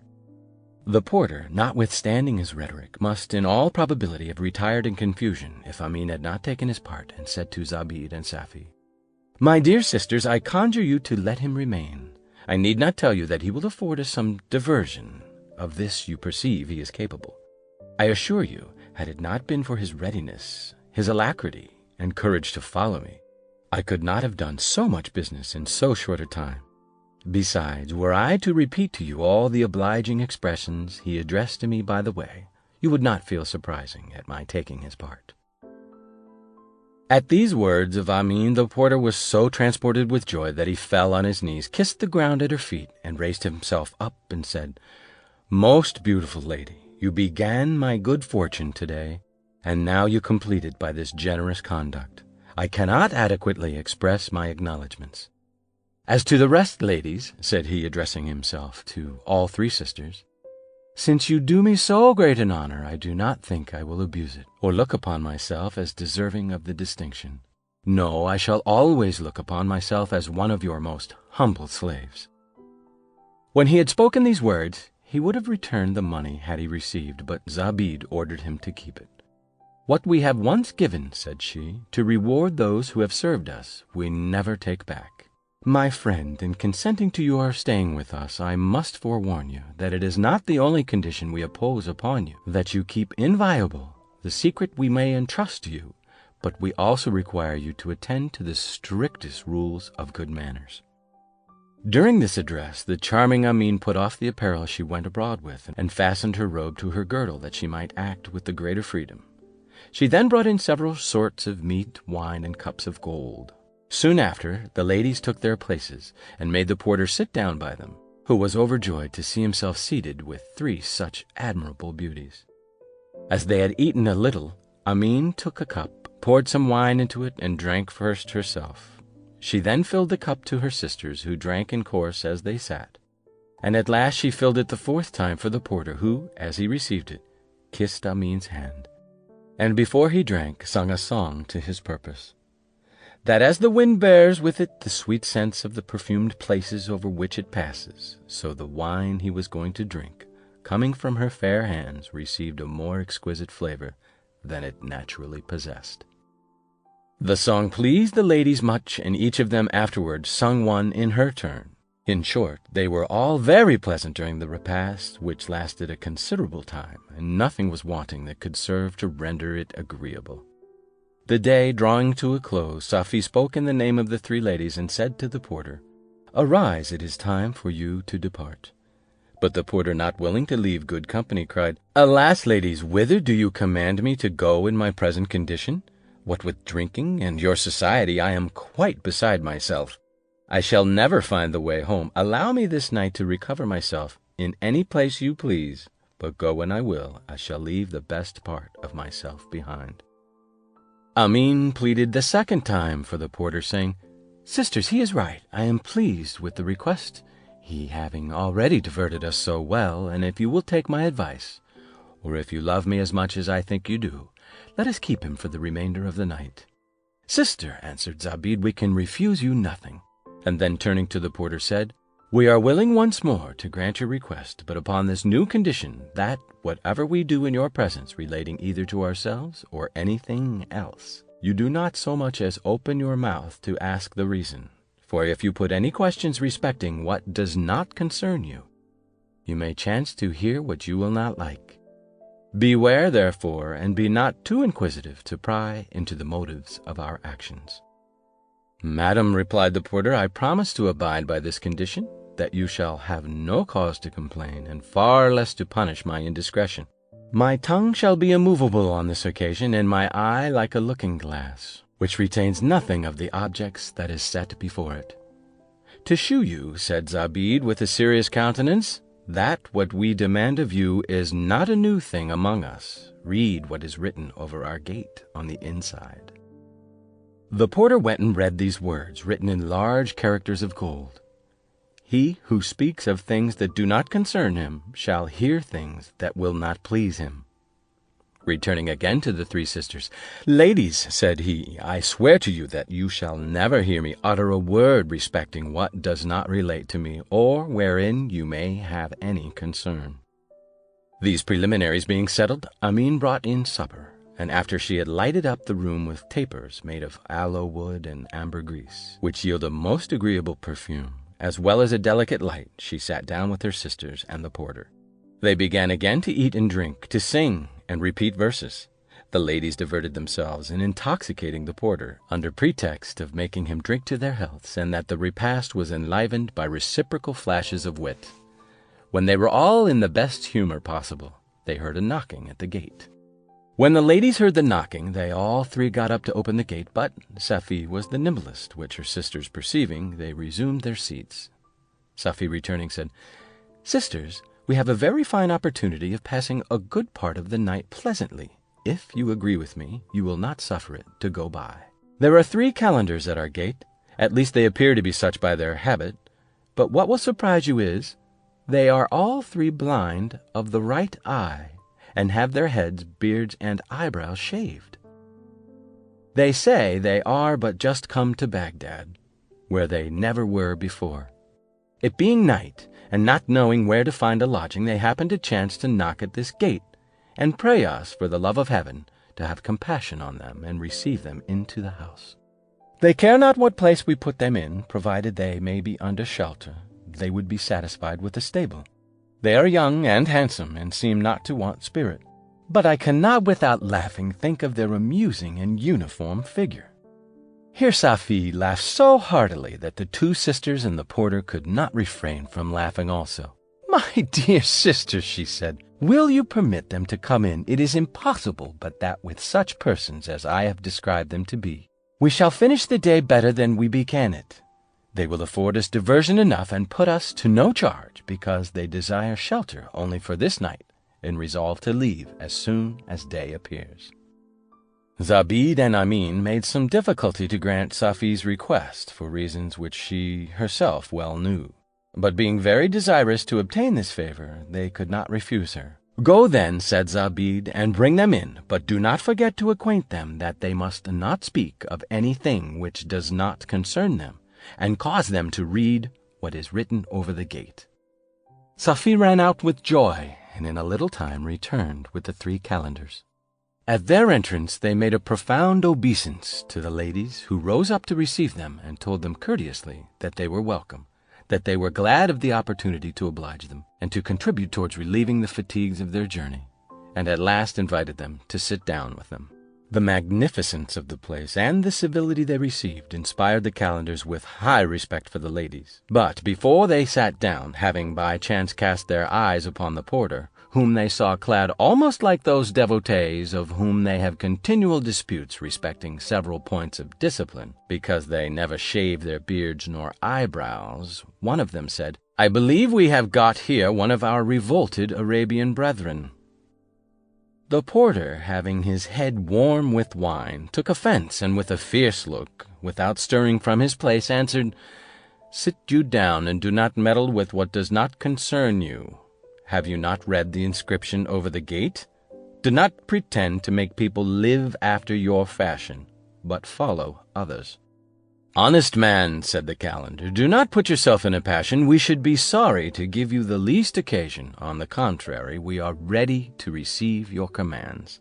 Upon which, to put an end to the dispute, the ladies interposed and pacified them. When the calendars were seated, the ladies served them with meat, and Safi, being highly pleased with them, did not let them want for wine. After the calendars had eaten and drunk liberally, they signified to the ladies that they wished to entertain them with a concert of music, if they had any instruments in the house, and would cause them to be brought. They willingly accepted the proposal, and fair Safi, going to fetch them, returned again in a moment, and presented them with a flute of her own country fashion, another of the Persian, and a tabor. Each man took the instrument he liked, and all 3 together began to play a tune. The ladies, who knew the words of a merry song that suited the air, joined the concert with their voices, but the words of the song made them now and then stop and fall into excessive laughter. In the height of this diversion, when the company were in the midst of their jollity, a knocking was heard at the gate. Safi left off singing and went to see who it was. The Caliph Harun al-Rashid was frequently in the habit of walking abroad in disguise by night, that he might discover if everything was quiet in the city, and see that no disorders were committed. This night the Caliph went out on his rambles, accompanied by Jafir, his grand vizier, and Mesrour, the chief of the eunuchs of his palace, all disguised in merchants' habits, and passing through the street where the 3 ladies dwelt. He heard the sound of music and fits of loud laughter, upon which he commanded the vizier to knock, as he wished to enter to ascertain the reason. The vizier in vain represented to him that the noise proceeded from some women who were merry-making, that without question their heads were warm with wine, and that it would not be proper he should expose himself to be affronted by them. Besides, it was not yet an unlawful hour, and therefore he ought not to disturb them in their mirth. "No matter," said the Caliph, "I command you to knock." Jafir complied. Safi opened the gate, and the vizier, perceiving by the light in her hand that she was an incomparable beauty, with a very low salutation, said, "We are 3 merchants of Mosul, who arrived here about 10 days ago with rich merchandise, which we have in a warehouse at a caravanserai, where we have also our lodging. We happened this evening to be with a merchant of the city, who invited us to his house, where we had a splendid entertainment, and the wine having put us in good humor, he sent us for a company of dancers. Night being come on, and the music and dancers making a great noise, the watch passing by caused the gate to be opened, and some of the company to be taken up, but we had the good fortune to escape by getting over the wall. Being strangers, and somewhat overcome with wine, we are afraid of meeting that or some other watch before we get home to our khan. Besides, before we can arrive there, the gates will be shut, and will not be opened till morning. Wherefore, hearing as we passed by this way the sound of music, we supposed you were not yet going to rest, and made bold to knock at your gate, to beg the favor of lodging ourselves in the house till morning. And if you think us worthy of your good company, we will endeavor to contribute to your diversion to the best of our power to make some amends for the interruption we have given you. If not, we only beg the favor of staying this night in your vestibule." Whilst Jafir was speaking, Safie had time to observe the vizier and his 2 companions, who were said to be merchants like himself, and told them that she was not mistress of the house, but if they would have a minute's patience, she would return with an answer. Safie made the business known to her sisters, who considered for some time what to do, but being naturally of a good disposition, and having granted the same favor to the 3 calenders, they at last consented to let them in. The Caliph, his grand vizier, and the chief of the eunuchs, being introduced by the fair Safie, very courteously saluted the ladies and the calenders.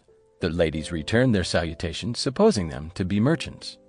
Zobeide, as the chief, addressed them with a grave and serious countenance, which was natural to her, and said, "You are welcome, but before I proceed farther, I hope you will not take it ill if we desire one favor of you." "Alas," said the vizier, "what favor? We can refuse nothing to such fair ladies." Zobeide continued, "It is that, while here, you would have eyes but no tongues, that you question us not for the reason of anything you may see, and speak not of anything that does not concern you, lest you hear what will by no means please you." "Madam," replied the vizier, "you shall be obeyed. We are not censorious, nor impertinently curious. It is enough for us to notice affairs that concern us, without meddling with what does not belong to us." Upon this they all sat down, and the company being united, they drank to the health of the newcomers. While the vizier entertained the ladies in conversation, the Caliph could not forbear admiring their extraordinary beauty, graceful behavior, pleasant humor, and ready wit. On the other hand, nothing struck him with more surprise than the calenders being all 3 blind of the right eye. He would gladly have learnt the cause of this singularity, but the condition so lately imposed upon himself and his companions would not allow him to speak. These circumstances, with the richness of the furniture, the exact order of everything, and the neatness of the house, made him think that they were in some enchanted place. Their conversation happening to turn upon diversions, and the different ways of making merry, the calenders arose and danced after their fashion, which augmented the good opinion the ladies had conceived of them, and procured them the esteem of the Caliph and his companions. When the 3 calenders had finished their dance, Zobeide arose, and, taking Amin by the hand, said, "Pray, sister, arise, for the company will not be offended if we use our freedom, and their presence need not hinder the performance of our customary exercise." Amin, understanding her sister's meaning, rose from her seat, carried away the dishes, the flasks, and cups, together with the instruments which the calenders had played upon. Safie was not idle, but swept the room, put everything again in its place, trimmed the lamps, and put fresh aloes and ambergris to them. This being done, she requested the 3 calenders to sit down upon the sofa at one side, and the Caliph and his companions on the other. Then, addressing herself to the porter, she said, "Get up and prepare yourself to assist us in what we are going to do. A man like you, who is one of the family, ought not to be idle." The porter, being somewhat recovered from his wine, arose immediately, and having tied the sleeve of his gown to his belt, answered, "Here am I, ready to obey your commands." "Very well," replied Safie, "stay till you are spoken to, and you shall not be idle long." A little time after, Amin came in with a chair, which she placed in the middle of the room, and then went towards a closet. Having opened the door, she beckoned to the porter, and said, "Come hither and assist me." He obeyed and entered the closet, and returned immediately, leading 2 black bitches, each of them secured by a collar and chain. They appeared as if they had been severely whipped with rods, and he brought them to the middle of the apartment. Zobeide, rising from her seat between the calenders and the Caliph, moved very gravely towards the porter. "Come," she said, heaving a deep sigh, "let us perform our duty." She then tucked up her sleeves above her elbows, and receiving a rod from Safie, "Porter," she said, "deliver one of the bitches to my sister Amin, and bring the other to me." The porter did as he was commanded. Upon this, the bitch that he held in his hand began to howl, and turning towards Zobeide, held her head up in a supplicating posture. But Zobeide, having no regard to the sad countenance of the animal, which would have moved pity, nor to her cries that resounded through the house, whipped her with the rod till she was out of breath, and having spent her strength, threw down the rod, and taking the chain from the porter, lifted up the bitch by her paws, and looking upon her with a sad and pitiful countenance, they both wept. After which Zobeide, with her handkerchief, wiped the tears from the bitch's eyes, kissed her, returned the chain to the porter, desired him to carry her to the place whence he took her, and bring her the other. The porter led back the whipped bitch to the closet, and receiving the other from Amin, presented her to Zobeide, who requested him to hold her as he had done the first, took up the rod, and treated her after the same manner. And when she had wept over her, she dried her eyes, kissed her, and returned her to the porter. But Amin spared him the trouble of leading her back into the closet, and did it herself. The 3 calenders with the Caliph and his companions were extremely surprised at this exhibition, and could not comprehend why Zobeide, after having so furiously beaten those 2 bitches, that by the Mussulman religion are reckoned unclean animals, should weep with them, wipe off their tears, and kiss them. They muttered among themselves, and the Caliph, who, being more impatient than the rest, longed exceedingly to be informed of the cause of so strange a proceeding, could not forbear making signs to the vizier to ask the question. The vizier turned his head another way, but being pressed by repeated signs, he answered by others that it was not yet time for the Caliph to satisfy his curiosity. Zobeide, still some time in the middle of the room, where she had whipped the 2 bitches, to recover herself of her fatigue, and Safie called to her, "Dear sister, will you not be pleased to return to your place, that I may also act my part?" "Yes, sister," replied Zobeide, and then went and sat down upon the sofa, having the Caliph, Jafir, and Mesrour on her right side, and the 3 calenders with the porter on her left. After Zobeide had taken her seat, the whole company remained silent for some time. At last, Safie, sitting on the chair in the middle of the room, spoke to her sister Amin. "Dear sister, I conjure you to rise. You know what I would say." Amin rose and went to the other closet, near to that where the bitches were, and brought out a case covered with yellow satin, richly embroidered with gold and green silk. She went towards Safie and opened the case, from whence she took a lute, and presented it to her. Then, after some time spent in tuning it, Safie began to play, and accompanying the instrument with her voice, sang a song about the torments that absence creates to lovers, with so much sweetness that it charmed the Caliph and all the company. Having sung with much passion and action, she said to Amin, "Pray take it, sister, for my voice fails me. Oblige the company with a tune, and a song in my stead." "Very willingly," replied Amin, who, taking the lute from her sister, sat down in her place. Amin played and sung almost as long upon the same subject, but with so much vehemence, and was so much affected, or rather transported, by the words of the song, that her strength failed her as she finished. Zobeide, desirous of testifying her satisfaction, said, "Sister, you have done wonders, and we may easily see that you feel the grief you have expressed in so lively a manner." Amin was prevented from answering this civility, her heart being so sensibly touched at the moment that she was obliged, for air, to uncover her neck and bosom, which she did not appear so fair as might have been expected, but, on the contrary, were black and full of scars, which surprised and affected all the spectators. However, this gave her no ease, for she fell into a fit. When Zobeide and Safie had run to help her sister, one of the calenders could not forbear saying, "We had better have slept in the streets than have come hither to behold such spectacles." The Caliph, who heard this, came to him and the other calenders, and asked them what might be the meaning of all this. They answered, "We know no more than you do." "What?" said the Caliph, "are you not of the family? Can you not resolve us concerning the 2 black bitches and the lady that fainted away, who appears to have been so basely abused?" "Sir," said the calenders, "this is the first time of our being in this house. We came but a few minutes before you." This increased the Caliph's astonishment. "Probably," said he, "this man who is with you may know something of the matter." One of the calenders beckoned the porter to come near, and asked him whether he knew why those 2 black bitches had been whipped, and why the Amin's bosom was so scarred. "Sir," said the porter, "I can swear by heaven that if you know nothing of this, I know as little as you do. It is true, I live in this city, but I never was in this house until now, and if you are surprised to see me, I am as much so to find myself in your company. And that which increases my wonder is, that I have not seen one man with these ladies." The Caliph and his company, as well as the calenders, had supposed the porter to be one of the family, and hoped he would have been able to give them the information they sought. But finding he could not, and resolving to satisfy his curiosity, the Caliph said to the rest, "We are 7 men, and have but 3 women to deal with. Let us try if we can oblige them to explain what we have seen, and if they refuse by fair means, we are in a condition to compel them by force." The Grand Vizier Jafir objected to this and shewed the Caliph what might be the consequence. Without discovering the prince to the calenders, he addressed him as he had been a merchant, and said, "Consider, I pray you, that our reputation is at stake. You know the conditions on which these ladies consented to receive us, and which we agreed to observe. What will they say if we break them? We shall be still more to blame if any mischief befall us, for it is not likely that they would have extorted such a promise from us without knowing themselves to be in a condition to punish us for its violation."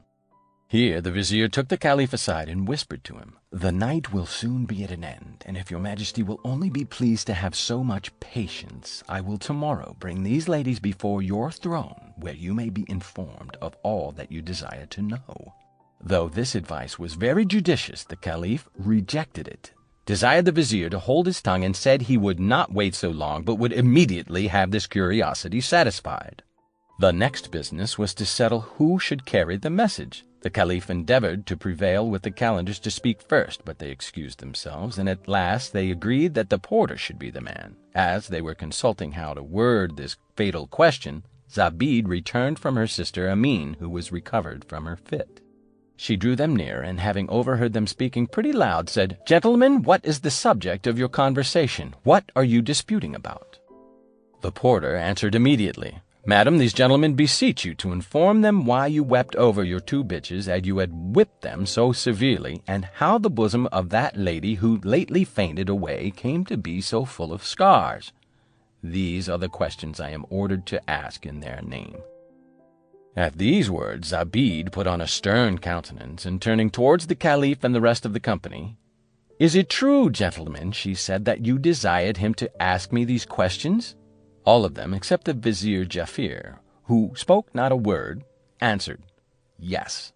On which she exclaimed in a tone that sufficiently expressed her resentment, "Before we granted you the favor of receiving you into our house, and to prevent all occasion of trouble from you, because we are alone, we imposed the condition that you should not speak of anything that did not concern you, lest you might hear that which would not please you. And yet, after having received and entertained you, you make no scruple to break your promise. It is true that our uneasy temper has occasioned this, but that shall not excuse your rudeness." As she spoke these words, she gave 3 stamps with her foot, and clamping her hands as often together, cried, "Come quickly!" Upon this a door flew open, and 7 black slaves rushed in. Every one seized a man, threw him on the ground, and dragged him into the middle of the room, brandishing a scimitar over his head. We may easily conceive the Caliph then repented, but too late, that he had not taken the advice of his vizier, who, with Mesrour, the calenders, and porter, was from his ill-turned curiosity on the point of forfeiting his life. Before they would strike the fatal blow, one of the slaves said to Zobeide and her sisters, "High, mighty, and adorable mistresses, do you command us to strike off their heads?" "Stay," said Zobeide, "I must examine them first." The frightened porter interrupted her thus, "In the name of heaven, do not put me to death for another man's crime. I am innocent. They are to blame." "Alas," said he, weeping, "how pleasantly did we pass our time! Those blind calendars are the cause of this misfortune. There is no town in the world but suffers wherever these inauspicious fellows come. Madam, I beg you not to destroy the innocent with the guilty, and consider that it is more glorious to pardon such a wretch as I am, who have no way to help myself, than to sacrifice me to your resentment." Zobeide, notwithstanding her anger, could not but laugh within herself at the porter's lamentation, but without replying to him, she spoke a second time to the rest, "Answer me, and say who you are, otherwise you shall not live 1 moment longer. I cannot believe you to be honest men, or persons of authority or distinction in your own countries, for if you were, you would have been more modest and more respectful to us." The Caliph, naturally warm, was infinitely more indignant than the rest to find his life depending on the command of a woman. But he began to conceive some hopes when he found she wished to know who they all were, for he imagined she would not put him to death when informed of his quality.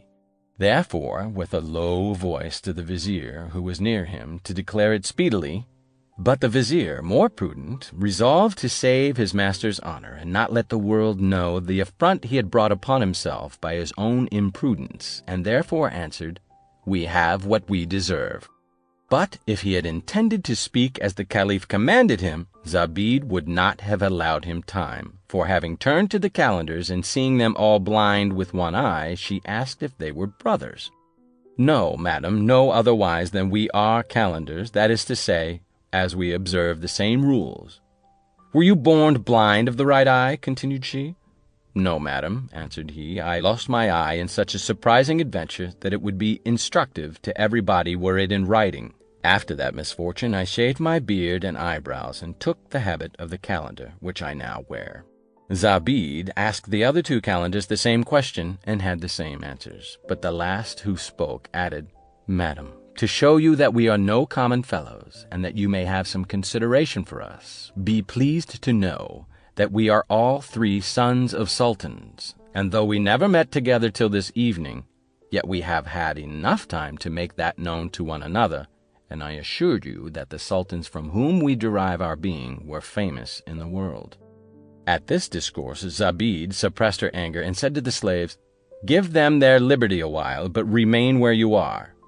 Those who tell us their history and the occasion of their coming do them no hurt. Let them go where they please, but do not spare those who refuse to give us that satisfaction." The three calendars, the Caliph, the Grand Vizier, Jafir, and eunuch Mesrour, and the porter were all in the middle of the hall, seated upon a carpet in the presence of the three ladies, who reclined upon a sofa, and the slaves stood ready to do whatever their mistresses could command. The porter, understanding that he might extricate himself from danger by telling his history, spoke first, and said, "Madam, you know my history already, and the occasion of my coming hither, so that what I have to say will be short. My lady, your sister, called me this morning at a place where I plied as porter to see if anybody would employ me, that I might get bread. I followed her to a vintner's, then to a herb shop, then to one where oranges, lemons, and citrons were sold, then to a grocer's, next to a confectioner's, and a druggist's, with my basket upon my head as full as I was able to carry it. Then I came hither, where you had the goodness to suffer me to continue till now, a favor that I shall never forget. This, madam, is my history." When the porter had done, Zobeide said to him, "Depart, let us see you no more." "Madam," replied the porter, "I beg you to let me stay. It would not be just, after the rest have had the pleasure to hear my history, that I should not also have the satisfaction of hearing theirs." And, having spoken thus, he sat down at the end of the sofa, glad at heart to have escaped the danger that had frightened him so much. After him, one of the three calendars, directing his speech to Zobeide, as the principal of the three ladies, began thus. End of section 11.